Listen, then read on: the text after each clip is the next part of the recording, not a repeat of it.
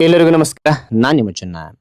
ಈ ಒಂದು ವಿಡಿಯೋದಲ್ಲಿ ಅಂತಾರಾಷ್ಟ್ರೀಯ ಯೋಗ ದಿನದ ಶಿಕ್ಷಕರಿಗೊಂದು ಸುಂದರ ಭಾಷಣ ನೋಡ್ತಾ ಇದೀವಿ. ಹರಿ ಒಂದು ಭಾಷಣ ಅಂತಕ್ಕಂಥ ಇಷ್ಟವಾಯ್ತಾ? ಇಷ್ಟವಾದ್ರೆ ಒಂದು ಲೈಕ್, ಅನೇಕ ವಿಡಿಯೋದಲ್ಲಿ ಪ್ರೋತ್ಸಾಹ ತುಂಬ ಸಿಗುತ್ತೆ. ಇನ್ನೊಬ್ರಿಗೂ ಶೇರ್ ಮಾಡಿ ಸಾಧ್ಯ ಅಂತ ಅನೇಕ ವಿಡಿಯೋಗಳು ಚಾನಲ್ ಸಬ್ಸ್ಕ್ರೈಬ್ ಆಗಿ. ಹಾಗೆ ನೀವು ಯಾವ ರೀತಿಯ ಭಾಷಣ, ಯಾವ ರೀತಿಯ ಪ್ರಬಂಧ ಬೇಕಂತೇಳಿ ಕಾಮೆಂಟ್ ಮಾಡಿ. ಆ ವಿಷಯಕ್ಕೆ ತಕ್ಕಂತೆ ನಾವು ವಿಡಿಯೋ ಮಾಡಲು ಪ್ರಯತ್ನ ಪಡ್ತೇನೆ ಅಂತ ಹೇಳ್ತಾ ಹರಿ ಒಂದು ಭಾಷಣವನ್ನ ನೋಡ್ತಾ ಕಲಿತಾ ಹೋಗೋಣ ಬನ್ನಿ. ಗೌರವಾನ್ವಿತ ಮುಖ್ಯೋಪಾಧ್ಯಾಯರೇ, ಆದರಣೀಯ ಶಿಕ್ಷಕರೇ, ಪ್ರೀತಿಯ ಸಹಪಾಠಿಗಳೇ ಹಾಗೂ ನನ್ನ ಹೆಮ್ಮೆಯ ವಿದ್ಯಾರ್ಥಿ ಮಿತ್ರರೇ, ಎಲ್ಲರಿಗೂ ಶುಭೋದಯ.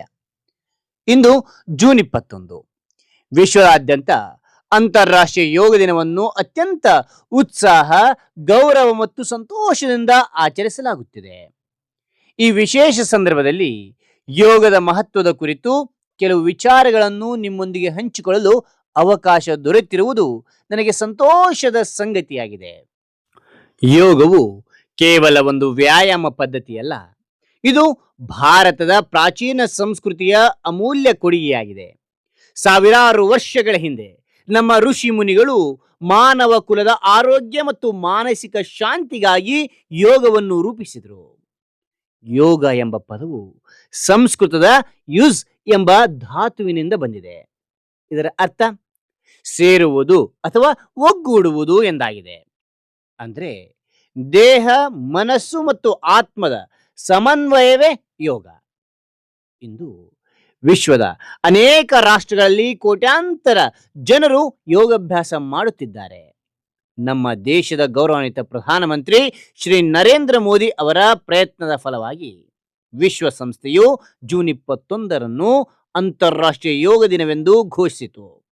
ಇದರಿಂದ ಭಾರತದ ಯೋಗ ಪರಂಪರೆಗೆ ಜಾಗತಿಕ ಮಾನ್ಯತೆ ದೊರೆಯಿತು. ಇದು ಪ್ರತಿಯೊಬ್ಬ ಭಾರತೀಯನಿಗೂ ಹೆಮ್ಮೆಯ ವಿಷಯವಾಗಿದೆ. ಈ ವರ್ಷದ ಅಂತಾರಾಷ್ಟ್ರೀಯ ಯೋಗ ದಿನದ ಧ್ಯೇಯವಾಕ್ಯ ಆರೋಗ್ಯಕರ ವೃದ್ಧಾಪ್ಯಕ್ಕೆ ಯೋಗ. ಆರೋಗ್ಯಕರ ವೃದ್ಧಾಪ್ಯಕ್ಕೆ ಯೋಗ ಆಗಿದೆ. ಈ ಧ್ಯೇಯವಾಕ್ಯದ ಉದ್ದೇಶ ವಯಸ್ಸಾದ ನಂತರವೂ ಜನರು ಆರೋಗ್ಯದಿಂದ, ಚೈತನ್ಯದಿಂದ ಮತ್ತು ಸ್ವಾವಲಂಬಿಯಾಗಿ ಬದುಕಬೇಕು ಎಂಬುದಾಗಿದೆ. ಆದರೆ ಆರೋಗ್ಯಕರ ವೃದ್ಧಾಪ್ಯದ ಅಡಿಪಾಯ ಬಾಲ್ಯ ಮತ್ತು ಯೌವನದಲ್ಲಿಯೇ ನಿರ್ಮಾಣವಾಗುತ್ತದೆ. ಆದ್ದರಿಂದ ವಿದ್ಯಾರ್ಥಿ ಜೀವನದಿಂದಲೇ ಯೋಗವನ್ನು ಅಳವಡಿಸಿಕೊಳ್ಳುವುದು ಅತ್ಯಂತ ಮುಖ್ಯವಾಗಿದೆ. ಪ್ರೀತಿಯ ವಿದ್ಯಾರ್ಥಿಗಳೇ, ಇಂದಿನ ತಾಂತ್ರಿಕ ಯುಗದಲ್ಲಿ ಮೊಬೈಲ್ ಫೋನ್, ಕಂಪ್ಯೂಟರ್, ಟಿವಿ ಮತ್ತು ವಿಡಿಯೋ ಗೇಮ್ಗಳ ಬಳಕೆ ಹೆಚ್ಚಾಗಿದೆ. ಇದರಿಂದ ದೈಹಿಕ ಚಟುವಟಿಕೆಗಳು ಕಡಿಮೆಯಾಗುತ್ತಿವೆ.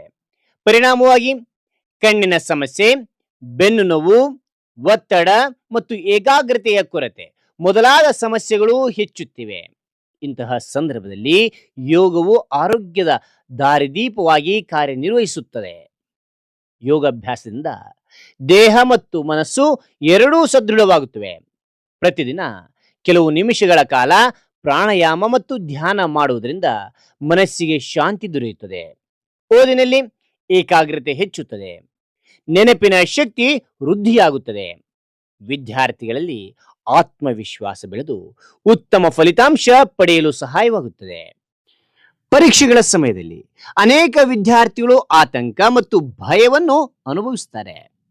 ಯೋಗ ಮತ್ತು ಧ್ಯಾನವು ಈ ಮಾನಸಿಕ ಒತ್ತಡವನ್ನು ಕಡಿಮೆ ಮಾಡುತ್ತದೆ. ಮನಸ್ಸನ್ನು ಸ್ಥಿರಗೊಳಿಸಿ ಸಕಾರಾತ್ಮಕ ಚಿಂತನೆಗಳನ್ನು ಬೆಳೆಸುತ್ತದೆ. ಆದ್ದರಿಂದ ಯೋಗವು ಕೇವಲ ದೇಹದ ಆರೋಗ್ಯಕ್ಕಷ್ಟೇ ಅಲ್ಲ, ಮಾನಸಿಕ ಆರೋಗ್ಯಕ್ಕೂ ಅತ್ಯಗತ್ಯವಾಗಿದೆ. ತಾಡಾಸನ, ವೃಕ್ಷಾಸನ, ಭುಜಂಗಾಸನ, ಪದ್ಮಾಸನ ಮುಂತಾದ ಸರಳ ಆಸನಗಳು ದೇಹದ ನಮ್ಯತೆಯನ್ನು ಹೆಚ್ಚಿಸುತ್ತದೆ. ಬೆನ್ನು ಮೂಳೆ ಮತ್ತು ಸ್ನಾಯುಗಳನ್ನು ಬಲಪಡಿಸುತ್ತವೆ. ರಕ್ತ ಸಂಚಾರ ಸುಧಾರಿಸುತ್ತದೆ. ರೋಗ ನಿರೋಧಕ ಶಕ್ತಿ ಹೆಚ್ಚುತ್ತದೆ.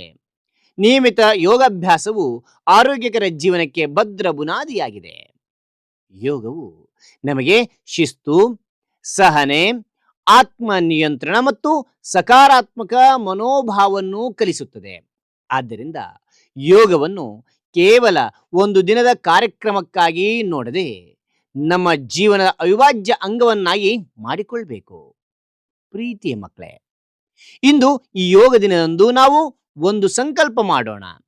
ಪ್ರತಿದಿನ ಕನಿಷ್ಠ 15ರಿಂದ 20 ನಿಮಿಷಗಳ ಕಾಲ ಯೋಗಾಭ್ಯಾಸ ಮಾಡೋಣ.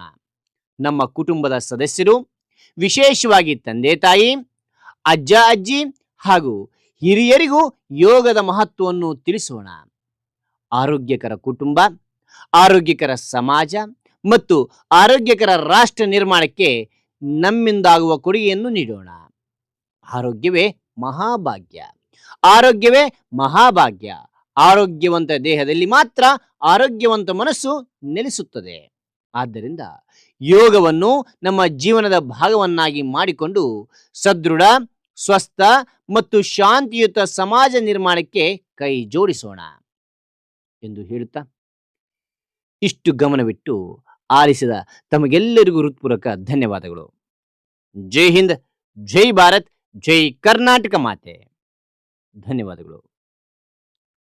ಹಾಗಾದ್ರೆ ಈ ಒಂದು ಭಾಷಣ ಅಂತಕ್ಕಂಥ ಇಷ್ಟವಾದ್ರೆ ಒಂದು ಲೈಕ್ ನೀಡಿ. ಒಂದು ಲೈಕ್ ಅನೇಕ ವಿಡಿಯೋ ತಲುಪಲು ಪ್ರೋತ್ಸಾಹ ತುಂಬ ಸಿಗುತ್ತೆ. ಇನ್ನೊಬ್ರಿಗೂ ಶೇರ್ ಮಾಡಿ ಸಾಧ್ಯ. ಇಂಥ ಅನೇಕ ವಿಡಿಯೋಗಳು ಚಾನಲ್ ಸಬ್ಸ್ಕ್ರೈಬ್ ಆಗಿ. ಮತ್ತೊಂದು ಹೊಸ ವಿಷಯದೊಂದಿಗೆ ಮತ್ತೊಂದು ಹೊಸ ವಿಡಿಯೋದಿಂದ ಭೇಟಿಯಾಗೋಣ. Thank you for watching. Bye.